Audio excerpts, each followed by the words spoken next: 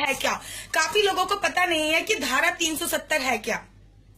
धारा 370 के अंतर्गत ही आता है कि अगर कश्मीर की लड़की की शादी हिंदुस्तान में किसी लड़के से हो जाती है तो उसकी कश्मीर की नागरिकता खत्म हो जाती है, लेकिन अगर कश्मीर की लड़की की शादी पाकिस्तान के लड़के से हो जाती है तो उस पाकिस्तान के लड़के को हिंदुस्तान की नागरिकता मिल जाती है, वो भी दोहरी नागरिकता, एक कश्मीर की नागरिकता और एक भारत की नागरिकता, क्योंकि कश्मीर के लोगों के पास दोहरी नागरिकता का अधिकार है, वो भी 370 धारा के अंतर्गत ही आता है। ये आता है 370 धारा के अंतर्गत। अगर वहां पे हमारे तिरंगे की किसी ने बेइज्जती कर दी तो उसका कोई अपमान नहीं माना जाता। ये आता है धारा 300 अंदर के अंदर।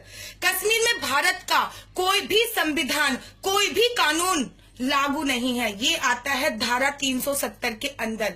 वहां का राष्ट्र ध्वज अलग है, ये आता है भारत के 370 धारा के अंदर। वहां पर भारत का कोई भी नागरिक कश्मीर में जमीन नहीं खरीद सकता, ये आता है धारा 370 के अंदर।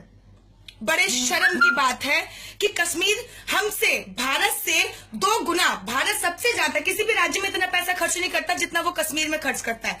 कश्मीर में भारत हर राज्य से ज्यादा 2 राज्यों को पैसे कश्मीर में खर्च करता है और वहां से चवन्नी भी नहीं लेता है, और जबकि वहां के सारे नियम कानून सब अलग है। वहां पे भारत की उच्चतम न्यायालय का आदेश भी मान्य नहीं है, जो भी 370 धारा के अंतर्गत आता है कि कश्मीर में भारत के उच्चतम न्यायालय का आदेश मान्य नहीं है। बड़े शर्म की बात है। कभी कभी सोच में पड़ जाती हूं मैं कि कश्मीर हमारा ही है कि किसी और का है कश्मीर।